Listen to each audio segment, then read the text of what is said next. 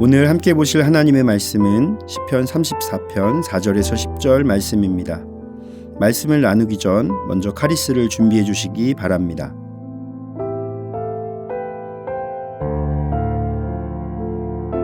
내가 여호와께 간구하매 내게 응답하시고 내 모든 두려움에서 나를 건지셨도다. 그들이 주를 앙망하고 광채를 내었으니 그들의 얼굴은 부끄럽지 아니하리로다. 이 곤고한 자가 부르짖음에 여호와께서 들으시고 그의 모든 환난에서 구원하셨도다. 여호와의 천사가 주를 경외하는 자를 둘러 진치고 그들을 건지시는도다. 너희는 여호와의 선하심을 맛보아 알지어다. 그에게 피하는 자는 복이 있도다. 너희 성도들아 여호와를 경외하라. 그를 경외하는 자에게는 부족함이 없도다. 젊은 사자는 궁핍하여 줄일지라도 여호와를 찾는 자는 모든 좋은 것에 부족함이 없으리로다. 아멘. 다윗은 자신을 큰 위기 속에서 자신의 간구에 응답하시고 건져주신 하나님을 찬양합니다.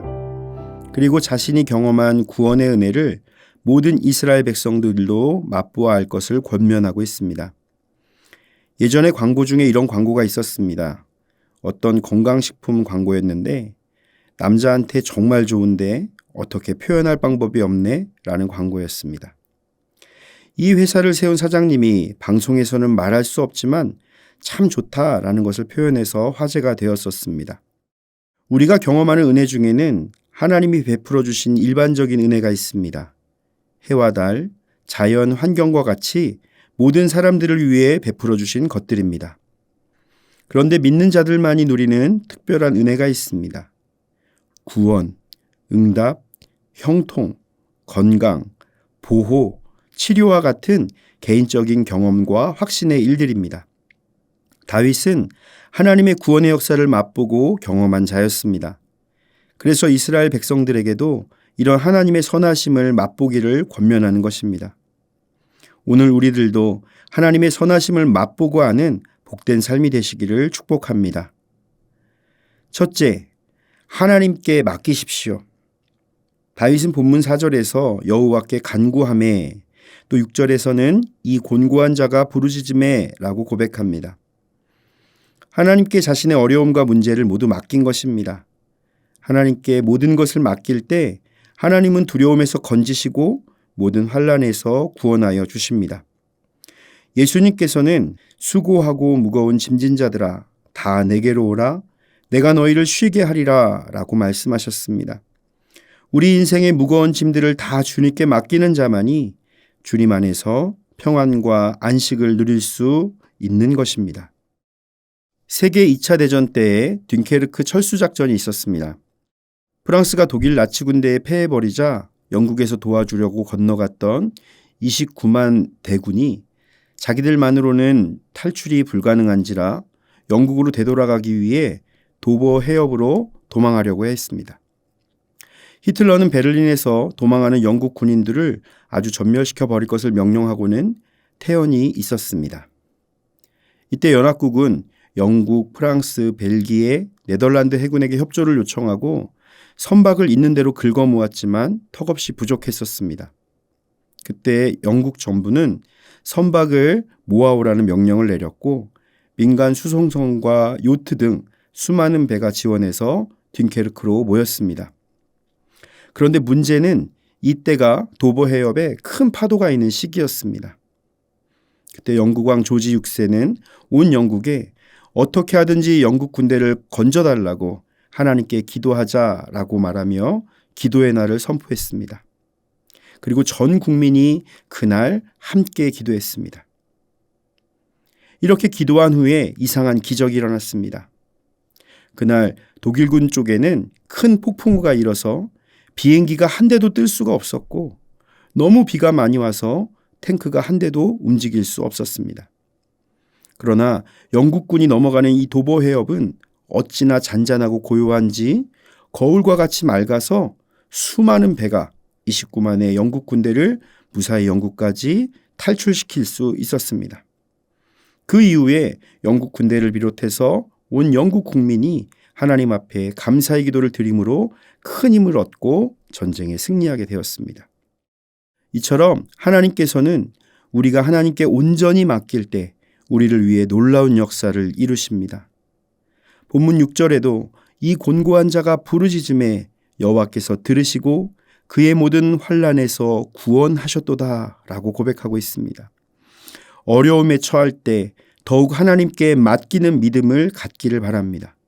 오직 주님께 모든 것을 맡김으로 참된 평안을 누리시기를 축복합니다.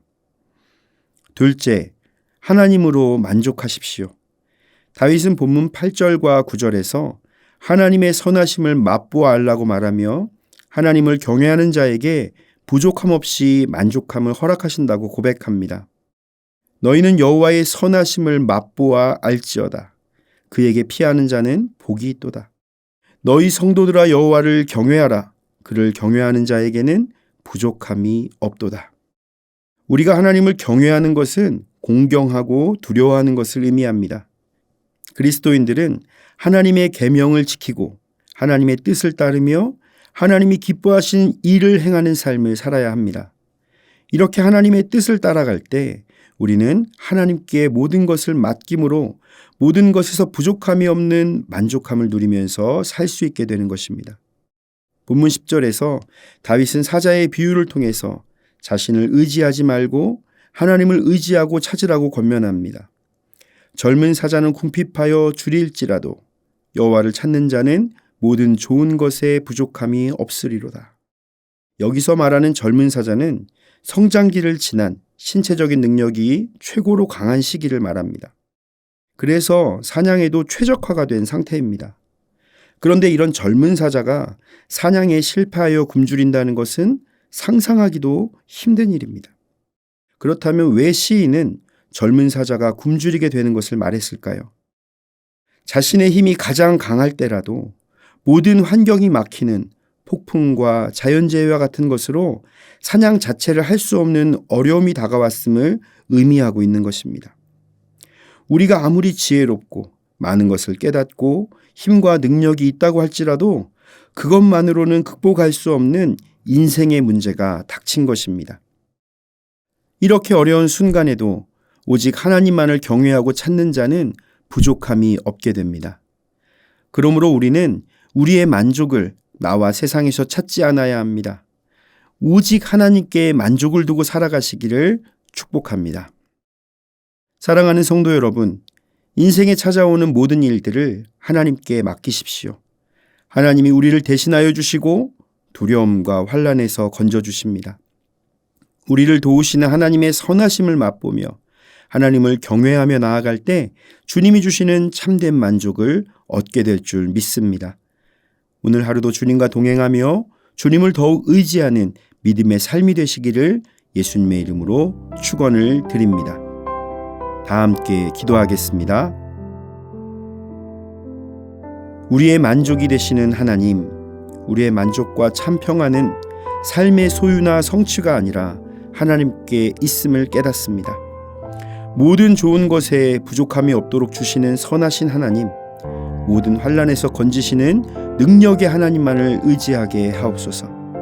주님의 선하심을 맛보며 그 은혜로 충분한 삶을 살기를 원하오니 오늘 하루도 함께하여 주옵소서. 예수님의 이름으로 기도드립니다. 아멘. 하늘에 계신 우리 아버지, 아버지의 이름을 거룩하게 하시며 아버지의 나라가 오게 하시며 아버지의 뜻이 하늘에서와 같이 땅에서도 이루어지게 하소서. 오늘 우리에게 일용할 양식을 주시고 우리가 우리에게 잘못한 사람을 용서하여 준 것 같이 우리 죄를 용서하여 주시고 우리를 시험에 빠지지 않게 하시고 악에서 구하소서. 나라와 권능과 영광이 영원히 아버지의 것입니다. 아멘.